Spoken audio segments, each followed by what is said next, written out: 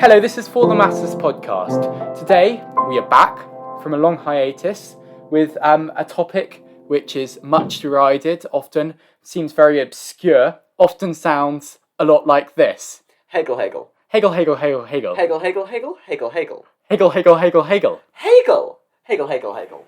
We're going to try and break that down for you, show you what Hegel is about, so it sounds a lot less like random rubbish and a bit more like actual sense.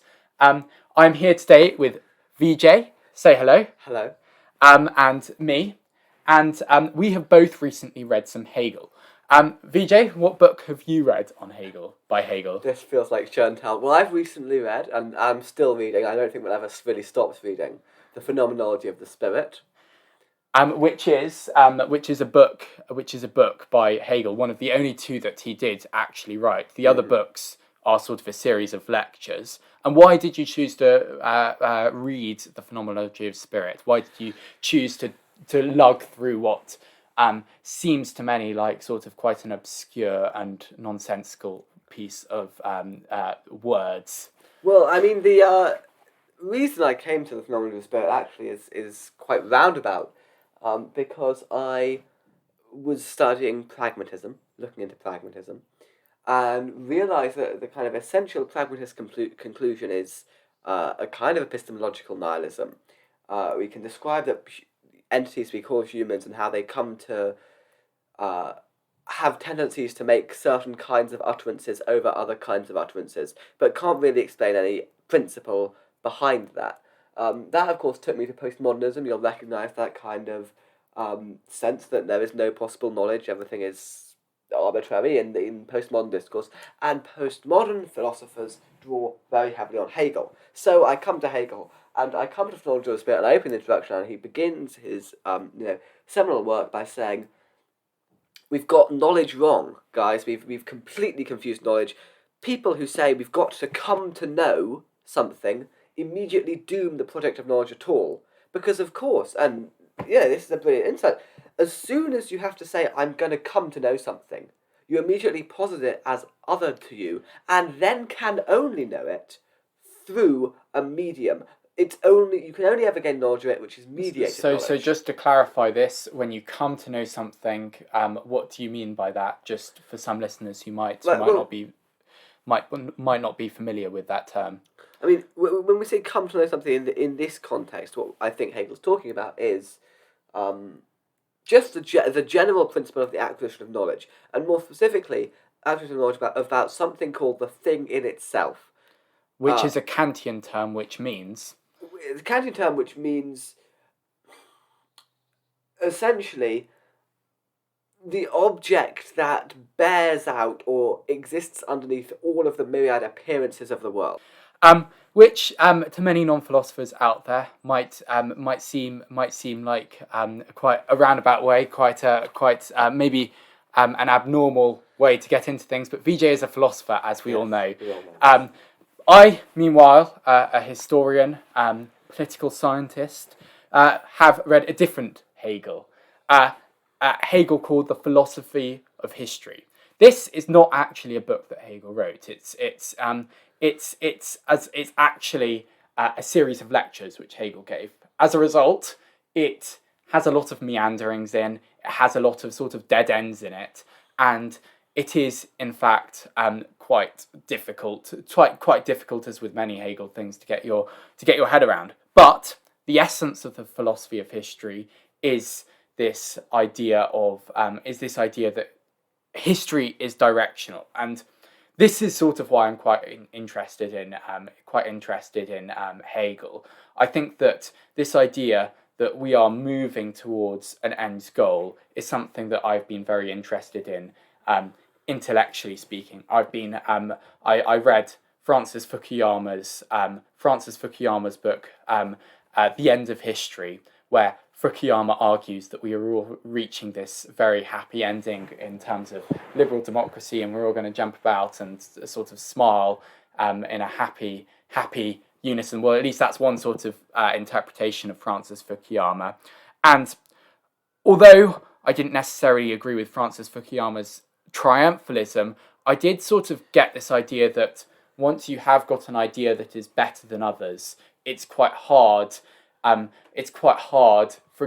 example, with a liberal democracy, it's quite hard to posit a different solution to the problems that you have in a particular time. And as a result, you inevitably move, the world moves towards the idea. That idea of directional history, where we are moving closer and closer to this end ideal, is something that we find in Hegel, and I think that's really what's drawn me to it. So I think two reasons here counterposed why you might want to get into Hegel. One is the epistemological, the philosophical, basically, what are our human societies?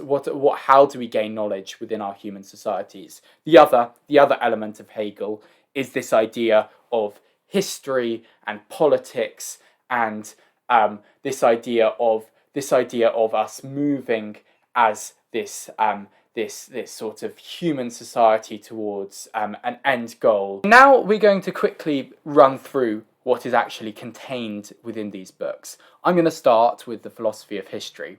The philosophy of history, as I said, is a series of lectures. Its first part deals with Hegel's structure and system a little bit. Don't worry about that. Vijay's probably going to explain that a little more. But a good way to get into Hegel and get your bearings as potentially a non-philosopher, as probably the majority of my listeners might be the historical element. The historical element of Hegel begins at the beginning of history. Hegel believes there is a beginning and an end to history. He thinks the beginning is when we separate the self out from the rest of the world. He thought, potentially unjustifiably, that the first people or the first recognizable thinkers to do this are the early Greek thinkers, or alternatively, in some other readings of Hegel, potentially Zoroaster, i.e. a Persian thinker. The point is not necessarily when or where history starts, but what is at the beginning of history. At the beginning of history is the separation of the self with that which is external. And he thinks that the Greeks start to understand this by separating out the self and starting to ask questions about the external world. They say, I am me, and what is that which relates to me? And they start to feel about, thinking about how nature relates to them, and eventually they reach some conclusions. Following on from this, Hegel's system is always about movement and always about contradiction and always about the current state of affairs being somewhat flawed, as I'm sure we'll explain. As a result, Socrates provides what is the next step of history. He provides, Socrates questions the Greek moral system and reveals it to be based on nothing, no justifiable principle. As a result, Hegel argues the Greek moral system sort of became corrupted because they couldn't live up to the ideals of which they couldn't justifiably make a moral system, because Socrates questioned everything, including the moral system, and revealed it to be built off nothing at all. Eventually, long story short, you gain the next world historical peoples in the Romans come onto the scene and sort of sort this out via pure force. What they did is they realised you can't have this, you can't have everything being morally justified, you can't have conscience constantly being the thing which you need to justify everything with. Sometimes you've just got to force people to do things against their conscience if societies are going to work together. And this force, in turn, had its own negation, had a contradiction within it. Because of the use of this force to get everyone to cooperate within the state, what happened then is that this force was too much. People turned in on themselves, and eventually Christianity came about. Christianity came about because the Romans were just too tough. They didn't provide people with enough recognition, and humans need recognition of themselves as themselves. As a result, Christianity came about, and it provided people with the method at which they can create a moral system without them being so humiliated by the state as they don't have dignity. This really continues for quite a while, and Hegel's discussion of Christianity and what he calls the next stage of history, i.e. sort of the German system, goes on for quite a while. But the eventual point is that you reach an end of history in the 19th century with the recognition of universal worth with the Prussian state in the 19th century. So I'll just jump in quickly there, because I think there's one stage of history which features in the Phenomenology, which may not feature in the history, but I think is very important to Hegel, which is worth mentioning, is the French Revolution. Yes, that's also an element, and he calls that the German stage of history as well. But yes. But specifically, his passage on absolute freedom and absolute terror, where I think it's interesting to see there is he sees in the French system an evolution of the world spirit towards absolute freedom. The complete dissolution of all social states, which is actually what loosely happened in the French Revolution. I'm sure you know more about that than I do. But what I think is very insightful in Hegel is he observes that the actual, philosophical manifestation, the kind of philosophical process that underpins the French Revolution is, as soon as the people are conscious of their absolute freedom and role as each being in and of themselves the universal will, what commences a systematic slaughter of every existential threat to the system. So yes, I think it's a particularly interesting moment in history that Hegel reads the French Revolution as coming about as a consequence of a certain kind of freedom. I'm sure we'll talk about freedom later in this podcast, but it's important to note at the very start, here is a mode where Hegel sees absolute freedom, complete and total freedom, freedom from all social classes, freedom from any sense of the singular, right, where the will of every individual is the universal will, as only being able to have as its content slaughter through the guillotine, just so that all that absolute freedom can comprehend is the necessity for it to continue to be, and so all it can actually actualize itself as is the elimination of existential threats. There is no other content to absolute freedom, because of course any further content would be a restriction upon it. And I think that's an interesting thing, which we should probably discuss at some point, is the relationship between content and freedom, and how for Hegel actually you need there to be constraints. And you need to recognise those and traits. And we will talk about this, but you have interrupted a good time, because now you could quickly explain the parts of the Phenomenology of Spirit. Well, the Phenomenology of Spirit actually contains, it begins, as I said at the very start, by asking this question about knowing. And so actually the majority of the Phenomenology of Spirit is just Hegel going through various motions and applying a certain kind of reasoning, which we'll explain in a moment, the dialectic process of reasoning, to supposed hypotheses about what we come to know. He begins with sensuous certainty, i.e. the sense that, what do I know? What's right in front of me right now, here and now, I know that. For example, I'm sitting opposite William here, so there's an example of sensuous certainty. And Hegel actually criticised this, because he observes that really the content... The criticism is actually quite formal. I'm not going to get into criticism. I'm just going to summarise the modes. I think that'll be better. So he moves from he proves that to be insufficient. Moves on to something he calls perception. Not just what's in front of me right now, but dividing my visual field up into objects with properties, considering the properties of those objects, and sort of perceiving them as constant entities that change through time. This again fails for Hegel, because objects aren't actually coherent in this mode of being. They have to both be a disparate collection of properties and a united entity, and that involves a contradiction. So then Hegel moves on to talk about the supersensible realm. This is actually like a sort of very direct criticism of Kantian thought. He says, okay, well look, perception has failed, direct certainty has failed, let's posit a realm beyond the perceptual direct visual realm, which contains laws and forces, and those laws and forces rationally mediate those entities we see phenomenally. And I have talked about Kant a lot on this podcast before, but you'll notice here, I think, an echo, well, a very explicit echo, actually, of the Kantian division between the phenomenal and the noumenal, i.e. the realm of phenomena and appearances that we see, and then the realm beyond that of the thing in itself, of the absolute realm in which,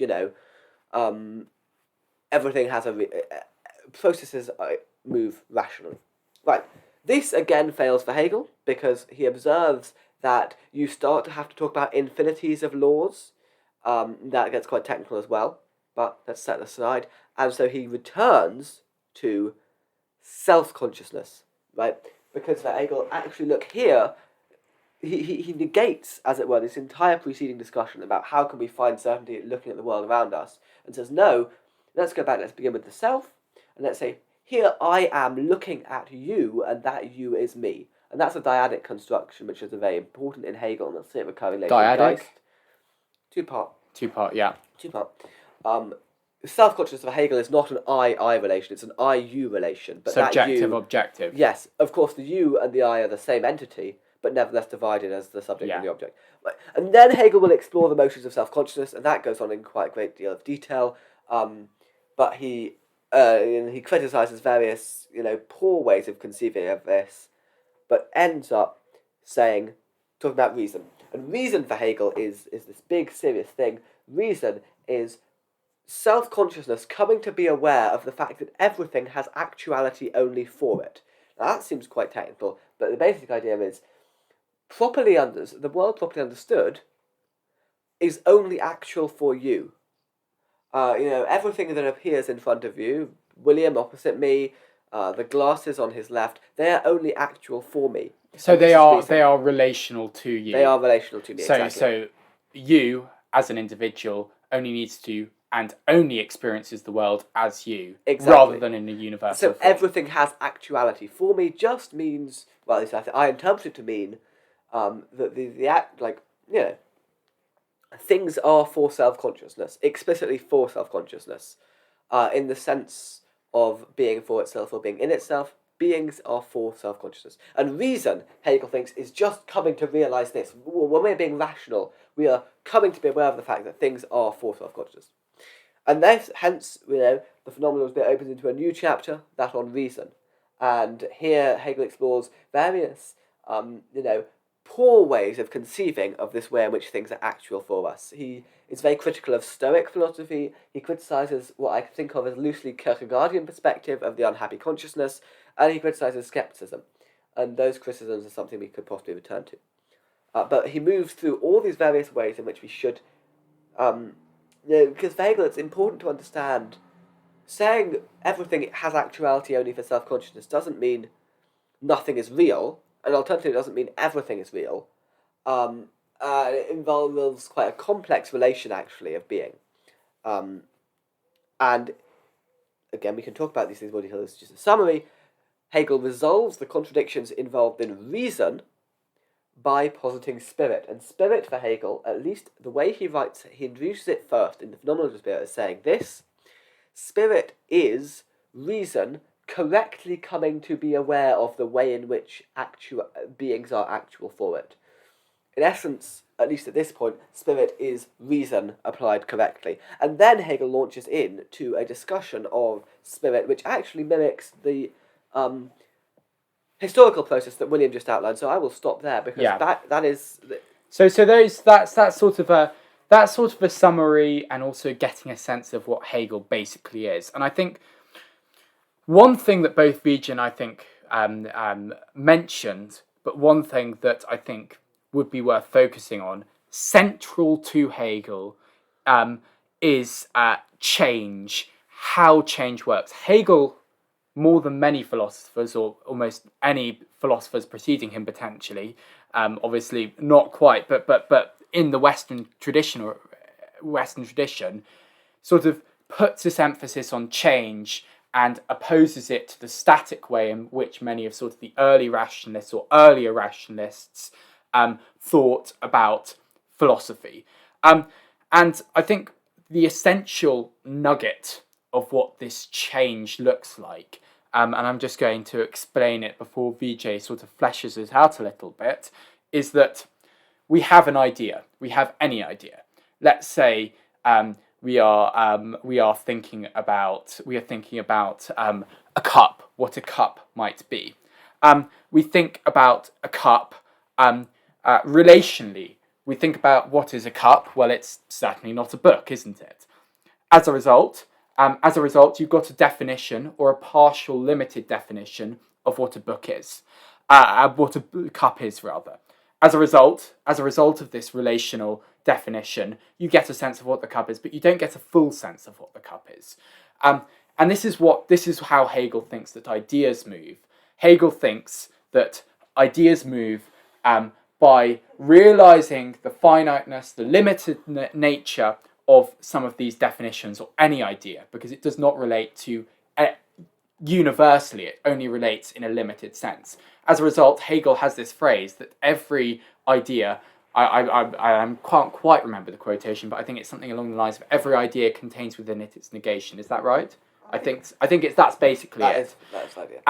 And the important element of this, though, is that by defining the cup, you are limiting it, but by you and as a result of realizing this limitation, then you can create a new definition which encompasses the previous definition but adds a bit more. Say a cup is something round with a container which contains fluids, which adds a bit more colour to that definition. The important element of this is that it preserves, but it also negates, and it adds. So your cup, definition of a cup, will gain more and more flesh as it goes on. Vijay? I think it is worth taking a quick step back here and just saying this is dialectics. This is the logic of dialectics. Dialectics is a very scary word. I assume the political audience will have first come across it in the context of dialectical materialism, which is, in fact, basically just a derived version of Hegel. The dialectic is a form of logic, in the same way that a syllogism is a form of logic. I mean, an example of syllogism, I don't know what syllogism is a statement, for example, all bees are insects, this is a bee, therefore this is an insect. This form of Aristotelian logic. A dialectic, on the other hand, is a different kind of logical reasoning, and what it is Hegel, well, for Hegel at least, what William just gave you there was an example of dialectic. A dialectic is where you begin with a concept, or an idea, and in the act of particularizing that idea, the act of making that idea real, i.e. relate to the real world, yes, you discover there are internal contradictions. Actually, the way Hegel phrases it in the Phenomenology is he says, well, here we've got a concept, let us now look to see what it contains. And more often than not, it turns out it contains a contradiction. And when it comes to containing a contradiction, the Hegelian response isn't to discard it, right? The dialectic doesn't say, okay, here's a contradictory concept, let's get rid of it and try again. No. That contradiction is resolved through the production of a third concept. Now, you often hear this phrased as thesis, antithesis, synthesis, but it actually comes from a mistranslation. By wasn't it Alexander Kojève or whatever his name? It could well be. A better way of understanding this is idea, particularization, and then crucially this wonderful relationship called sublation. I think in German it's called Aufgeben or something. I think it is called Aufgeben, and actually sublation is a poor translation. And it is worth just digging into that particular word to understand precisely what it means. The original German word, which William will pronounce because my German is awful, Aufgeben, carries a sense of both negation and preservation. Now, that is very important. It is not a negation, it's not a contradiction of the concepts in question in the dialectic reasoning, and neither, importantly, is it a preservation of them. Rather, a sublation is a giving new form to a concept that contains contradiction. And this is the kind of incredibly important part of the dialectic reasoning, which I think makes it so distinct from other forms of logic like syllogistic logic. It is necessary for Hegel, the only way to arrive at the sublated, better concept is to go through the process of the dialectic. You have to take a concept, open it up, find there's contradictions inside, and combine those contradictory elements, preserving what was good, negating the contradictory part of it to produce this new sublated concept. And, the actual working out of the Phenomenology of Spirit, one way of describing the phenomenology of spirit is actually just the way in which consciousness, works itself out through a series of dialectics. And that is all that's going on. Hegel will take a concept, like I said, sensuous certainty, and take that idea, particularize it, open it up, realize that although it thinks it's referring to a direct entity in front of it, it actually takes as its object universals. And by that, all I mean is that we don't actually have the stuff right in front of us as the object of our thoughts and our knowledge when we are being sensuously certain philosophers of epistemology. In fact, what we have is universal, the here, writ large, the now, and in the sense these are abstract concepts. And of course this is a contradiction, right, because we are asserting both that we have a direct object as the object of our seeking of knowledge, and at the same time we're saying, well, actually, no, we have universals. And so Hegel takes this and he sublates this, and that sublation leads him to perception, right? That leads him to saying, in reality, what we have as our object is a series of different entities in which properties instantiate, and thereby we get both the universal and the particular. And of course, Hegel will later sublate this as well and discover its contradiction, but that motion is necessary. And I think, William, from a historical perspective, you have a lot to say about necessary motion. So I think a good way of... So this a lot of what we've just said, both of us, has been a little bit abstract. So Hegel, as well as being a philosopher of philosophy, which is good for being a philosopher, is also a philosopher of history. And I think it's worth stating, I think, on one of those points, actually, the French Revolution point, it's worth sort of looking at, for example, how this dialectical movement works it out. So the French Revolution is so fantastic because it so clearly relates to an idea. It so clearly relates to an idea. There is this idea within the French Revolution and within Hegel's interpretation of the French Revolution that you've got to oppose what he calls virtue, or what my translation calls virtue, to right. Private rights, for example, that which constituted the previous version of the state before Hegel, for example, when the noble might have rights to a particular to, for example, a particular farm, particular tax advantages. The church might have rights which the king has granted as an absolute monarchy to has been granted as an absolute monarchy. The monarch might have private rights. The monarch can do what he likes. Virtue is opposed and is this new ideal to which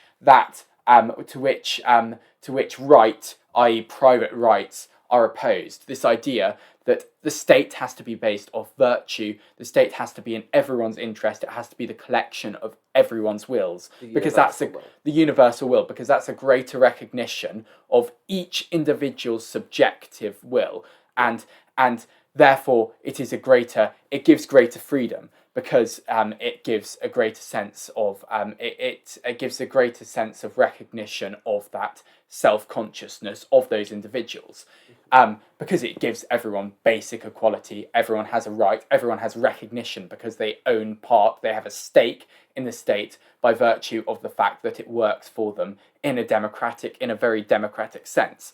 The problem with this is that if you've read any history, and Hegel is very, very influenced by the actual events that happened in the French Revolution, is that this goes awry very quick. This goes very bad very quick. What happens is this virtue is just so impractical.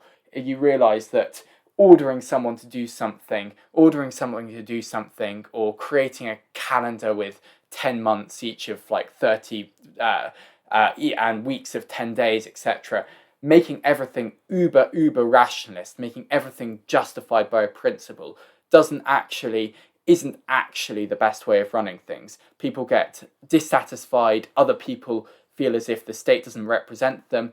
The democracy itself is flawed, because if you think about a democracy of that size, how are you actually going to get that recognition? And Hegel observes this from respect. He says that in that state, any government is an imposition.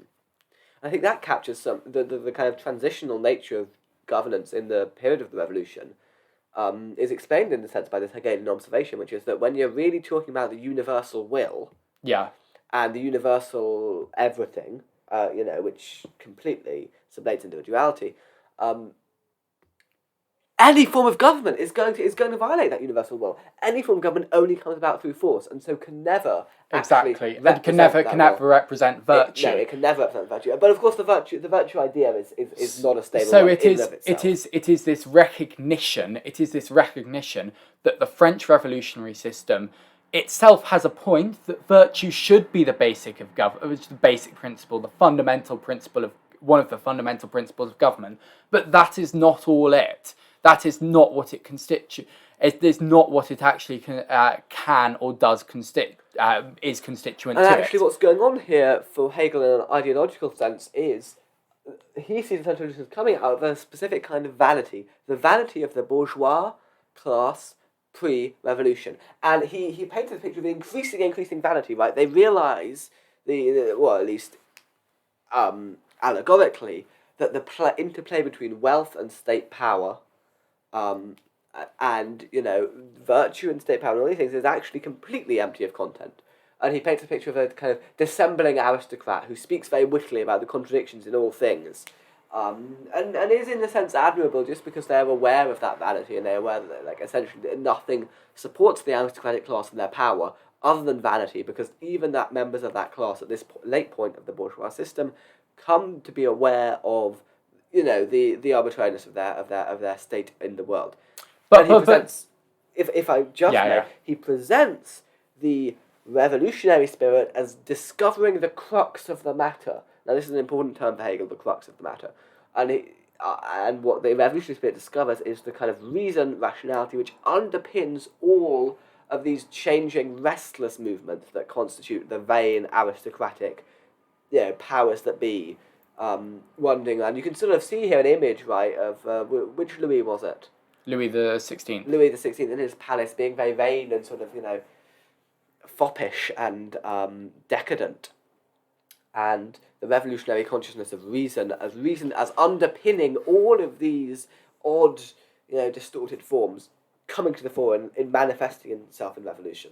Yeah, and I think the important element to point out here is that we do have this movement. We've got what was pre-revolution. You have a system which was clearly flawed, which could have no justifying principle. You had the revolution itself, which was overzealous, and then you had the reaction to the revolution, which Hegel so willingly says is Napoleon. Famously, when he meets Napoleon in 1806, he says that is the Weltgeist, I think, the world spirit. He is the world spirit, where you have the liberalism of the revolution meshed together, glued together with it working for the people.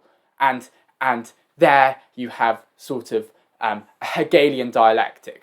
Ultimately, you do in turn have further contradictions, and I think a scholar of Hegel who would be working today would probably say that history continued past that point. So quite clearly, the systems or liberal democracy as it exists currently is a very different kettle of fish to liberal democracy in 1806. We've got far greater franchises. We've got constitutions that protect rights. We've got a different systems of representative democracy, etc. All of these things are sort of part of an incremental build-up which moves towards this greater end aim. Okay, so now we're going to talk about a more, I think, out there concept in Hegel, that of geist or spirit. Hegel believes that there is an essence pushing history forward, as we've said, and this permeates everything, and he calls this geist. This is part of the idea of unity in Hegel, is that because geist permeates everything, because geist is everywhere, this spirit is everywhere, history, philosophy, knowledge is in unity with itself. In essence, we are able to, we are moving with the Geist to a state of absolute knowledge, i.e., when we are able to know to a greater extent or recognise or work everything out through this dialectical change in order so that we understand everything in relation to ourselves. So a good example of this might be a good example of what this might look like might be is that you recognise yourself as limited in some way by your relationship to some other individual, etc. And you build on that in order to create a greater sense of something closer to this absolute knowledge. But you're constantly adding sort of layer upon layer of bits of knowledge towards this absolute knowledge. And this is the process which we work out through Hegel. The problem, I guess, with this argument is this feels a bit like rubbish. Like, where does it come from? Exactly. Where does this idea of Geist come from? And Vijay will explain this problem a little bit, I think. Yeah. So I mean, what is Geist? Geist is the unity that contains all difference. What is Geist? Geist is, consciousness understanding itself through itself and thereby its place in itself, but itself, of course, is spirit. And I mean, there are accusations that Hegel is a pantheist in some sense. This is all to do with Geist. I confess I don't understand Geist yet fully. I don't think I even close to partly understand it, but I think I want to offer some kind of defence of the use of this kind of notion of Geist at all. Why should we... I guess I think it's wrong to accuse Hegel of mysticism, in a certain sense, because we shouldn't see Geist as this mysterious entity. Rather, we should see it as another method of comprehension of reality. That, I realise, doesn't do much to alleviate the charge of mysticism. But the point is I think you were describing to me this the other day. It's as if you've got just reason in and of itself, in sort of like a Kantian sense or something. It's almost as if you're painting in black and white. There is something more to life, almost instinctively by you living and experiencing the world. Is that not what? Yeah, no, right? Exactly. I mean, a criticism Hegel gives of Kant very briefly is that Kant develops this simple binary system of the phenomenal and the noumenal, and thereby explains all reality in terms of that phenomenal noumenal distinction, and praises himself for having adequately categorized all reality.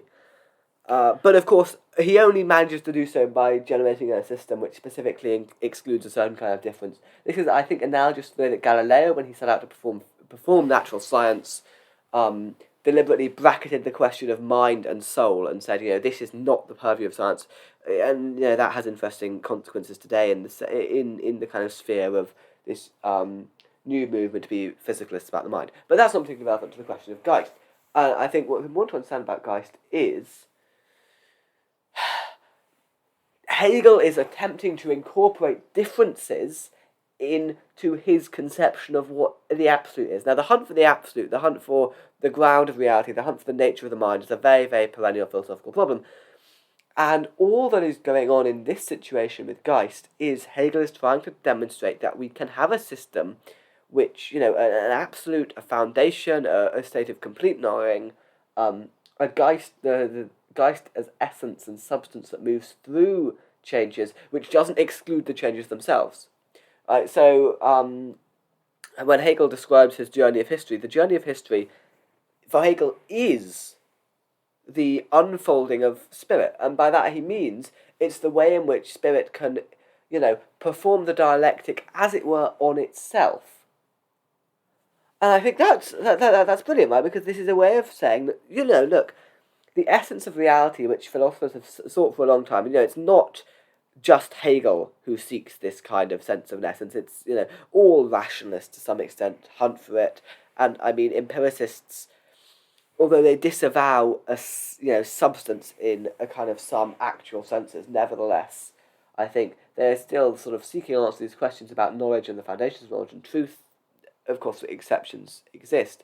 So I think what I'm trying to say is that the charge of mysticism against Hegel comes out as a consequence of the way in which his system tries to incorporate something that few other rationalist hypotheses do, and nevertheless, very importantly, that incorporation, which generates the charge of mysticism, is a perfectly natural one. It makes sense to want to describe change. May I come in at this point and just say this also, I think, has a historical relationship as well. One claim, I think especially by postmodernists, who Hegel has a huge influence on paradoxically, one charge is that, for example, a system like Hegel's has these grand ideas, these grand principles that you meant to prove that there is some essence there. We can have a debate, and I think we have had debates previously about whether this geist needs to be located, but I think it does need to relate in some basic sense between the subject and everything that surrounds the subject, and some of that data has to come from history or social relationships through which Hegel draws history as a primary form of evidence, or at least a secondary form of evidence. If you look at postmodernists, their claim is that how much effort does it take in order to understand a single piece of history? How much effort does it take to understand, for example, 6 weeks in Parliament? For example, a jam-packed Tory election, for example, or if you look at something more complex like the First World War, I cited this piece of evidence earlier in a different conversation with you. That has taken this excellent historian, Christopher Clark, many years in order to come up with something relatively close to the truth, and what seems the most convincing answer is that actually there is no convincing answer to what actually caused the First World War. How can you create some grand principle through which you understand history? And it is a huge problem. It's the same problem, but from a different perspective, I guess. And there is no easy answer with it. And I think to a certain extent you need this element of faith, or alternatively, you need this element of personal experience. You need personal experience and instincts when it comes to facts to be on your side when it comes to this. And I think maybe that's the biggest problem with Hegel, is that you do need some element of faith to believe wholeheartedly what he says. Do you agree? Well, I think Hegel specifically disavows a variety of forms of faith, throughout the Phenomenology of Spirit, and yet dedicates a chunk of the book to religion, and is concerned with faith, I think, in a certain sense of the word, as I guess a form of belief. Spirit, I think, could be understood as nothing more than that. Spirit is mystical, yes, but at the same time, I think spirit is a natural resolution of Hegel's search, as kind of enacted and presented in the ladder that is the Phenomenology of Spirit, for the thing in itself, if we're of a Kantian frame of mind, for the nature of the mind, if we are, of a Cartesian bent, for really, you could even say for the good if you're Socratic. The search for that kind of essential, fundamental thing is a philosophical perennial. I think the best context to understand Hegel's spirit is not as though he called down from the heavens this concept of spirit we must have faith in. Rather, he has worked out through the dialectic process of logic the character of the nature of that thing which should be and is essential and fundamental. Yes, my contention would be that the data which he uses is ultimately of a historical, or at the very least a personal nature. I think it must be personal to some extent, because the motion of consciousness, that's the key Hegelian insight, right, is that self-consciousness is the universe looking at itself, in a way. It's spirit encountering itself. Yes. In the form of you and I. So yes, it's personal. I don't know if it's historical, but I haven't read the philosophy of history, but I think crucially, he isn't invoking some mystical heavenly substance, which is like spirit. That's a very Christian hangover we have. The spirit is, the Holy Spirit. No. Rather, it is an examination, perhaps it might be a very dry examination, in the formal science of the dialectic reasoning. What consequently must we have as our essential substance? And of course, if we are dialecticians, as Hegel would want us to be, and as Socrates perhaps would also favour, then we must conclude that the ultimate constituent of knowledge is a mobile, moving thing, because the dialectic is a moving logic. And moreover, the conclusion has got to be that it contains in itself at once unity and difference, and not unity as negation of difference, but rather, I guess this may be somewhat fanciful, but if you see spirit as some Hegel scholars have seen spirit, as actually being the way in which God manifests his own thoughts and works through them in the material world, and necessarily must work in the material world. It's fanciful, perhaps it's too religious, but it's certainly that important sense, Spirit is the working through of itself in the world.